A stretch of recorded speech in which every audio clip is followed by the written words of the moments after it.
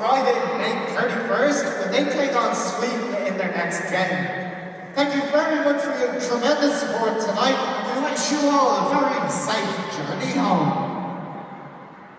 And that's how it finished at the Aviva Stadium. The Republic of Ireland losing to European champions England by 2-0.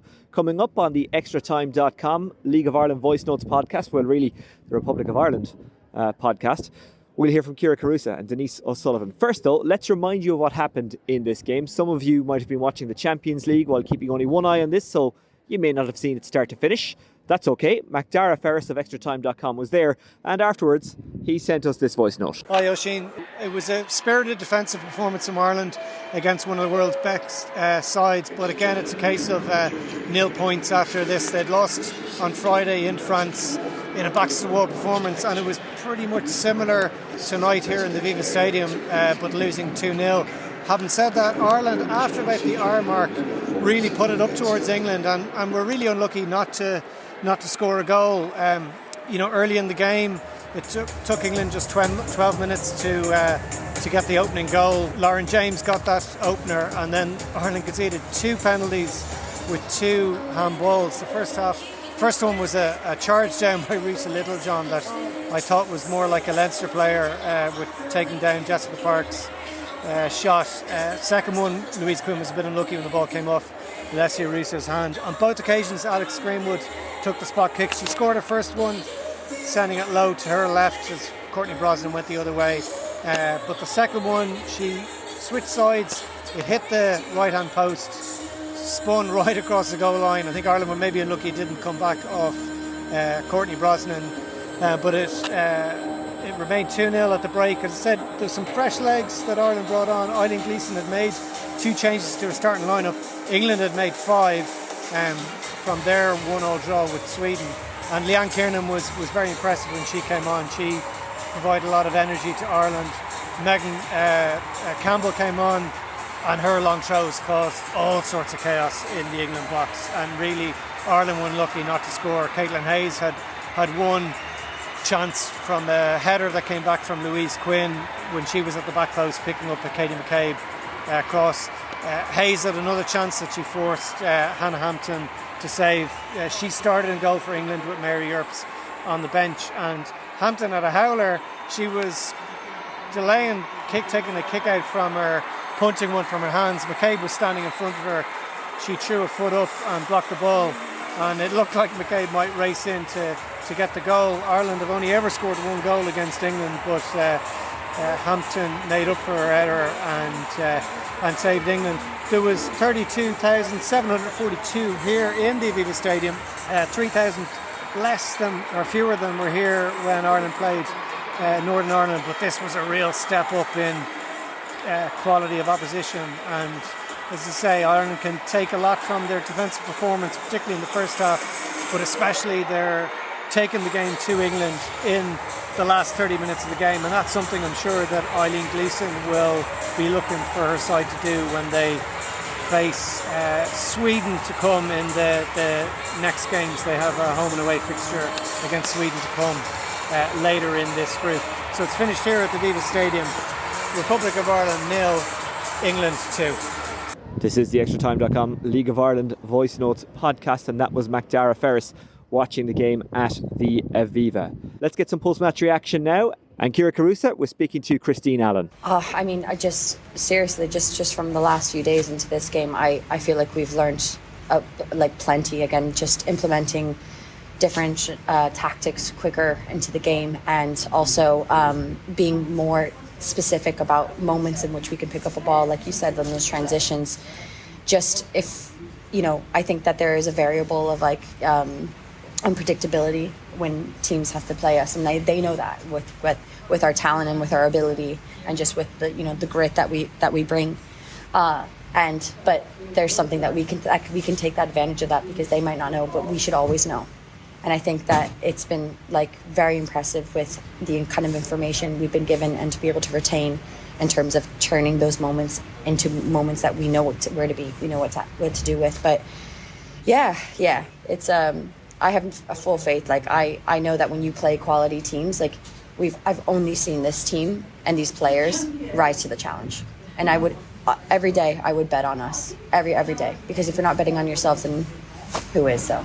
What was most difficult playing against Leah Williamson? She's back in the England squad now, and Lucy Bronze. What do they bring to a back line? Yeah, I mean, there is a confidence, obviously, a presence that's right off the bat. I mean, I remember playing against Leah in Champions League, and she's, still the same player, very calm, cool on the ball, lovely long switch of a ball as well. But yeah, that being said, though, again, a player is not going out to have a perfect game as well, and there are moments and there are pieces of each of the backline's game that we were like, hey, let's put them in these situations, let's put them under pressure in these ways. But again, you have to respect it too. They're playing. They're a class team. They're our European champions. So we definitely look to have them a bit rattled in the last 20 minutes. Leanne Kiernan was playing very well, and we did look like we could get something. Yeah, Leanne was impressive with the kind of energy she brought onto the field as a sub, and the rest of our subs too were massive game changers. And I also have to credit that to our tactics changes coming into that second half, and just being a bit more on the front foot. Katie's higher up the field, and then suddenly you can jump a keeper more often, you can get throw-ins more often, you can really cause a lot of chaos, because again, if a team feels like, oh, we can always have the ball, there's plenty of time, and then suddenly they don't, it's not something they're comfortable with. No one wants to have that happen, and you could see how uncomfortable that made them. You could see after you guys went 2-0 down that you kind of came into a huddle and reset. Was that the mindset, okay, we need to just completely clean slate and go again here? Yeah. It's, I think too, from I can appreciate from a leadership standpoint of just locking eyes with everybody and understanding and being hey, we have to look at each other right now because this is what we're in. But again, clean slate, move forward. Because again, it's with these games as well. We take these matches, but we're playing everyone twice. There are plenty that there's 2/3 of this still left, and you have to be able to continue to move forward in that way and be together in that. Eye contact and confirm with one another that this is what we're doing. We're doing this together. And also, I think that in those moments too, those first 5 minutes after a rattled moment like that, you got to just be collected, stay calm, bring it back together, and then set the pace of the game again from there. Thank you so much. Thanks, Yeah, of course. Thank you. Yeah, you guys. Thank you. Let's hear now from Denise O'Sullivan, who is speaking to Extratime.com's Macdara Ferris. Yeah, I'm sure we'll go over video again ourselves individually and see what we can do better individually, and then come into camp and review it as well with the staff and see where we can take it from there. But yeah, we just have to stay positive, and as I said, we got to keep being good defensively, give up those kind of goals that are a bit not like us to concede, and then get on the ball and try and score some goals. Denise, is it a case of trying to bottle maybe that last half an hour performance, the fresh legs that came off, the likes of Leanne Kiernan, obviously the long throws caused chaos in the England box? Is that really the positives you're going to try and take from the performance? Definitely. The last 30 minutes of the game, it was a lot of us, a lot of Ireland. We got chances, and the subs made a massive difference coming into the game. So they are the positives we need to take. We know what we can do, but we need to do it earlier, I think, and that's the way it is, yeah. And the crowd was deafening when those chances came in. Yeah, when Kay McKay blocked Hampton's kick out as well. I thought we had one there, yeah. The crowd was absolutely fantastic, and it's amazing to see 32,000 fans come out.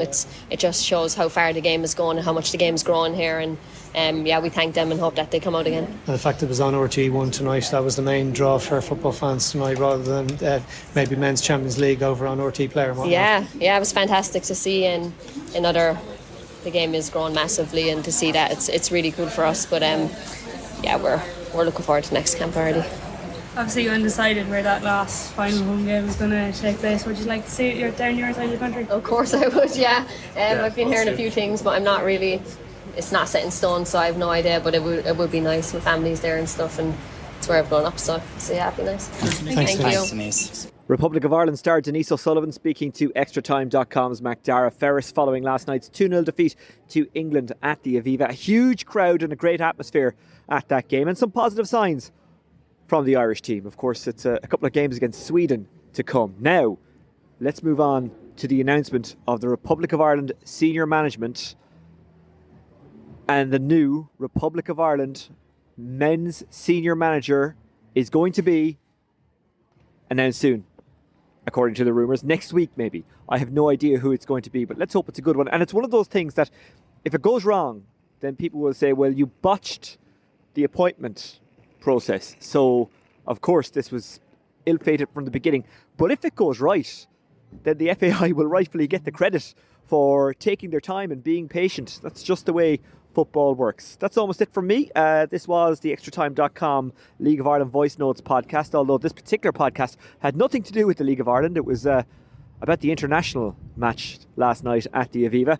But we will have an Extratime.com League of Ireland Voice Notes podcast early on Saturday morning. We'll be going around the grounds on Friday night and bringing you analysis and reaction. Luke Jordan will be here with his Extratime.com League of Ireland podcast either later today or maybe early tomorrow. That'll be a deep dive into everything that's happening in Irish football. Please do like and subscribe and rate and do all of those things that you can do to help us out if you possibly can. And you can do that, I think, pretty much anywhere you get your podcast, any platform that you use to get podcasts. That's it for myself, Oisin Langan. I'll talk to you soon. Don't forget to check out Extratime.com and, of course, at Extratime News, and you can get me on at Oisin Langan. Talk to you Saturday morning. Take care. Bye-bye.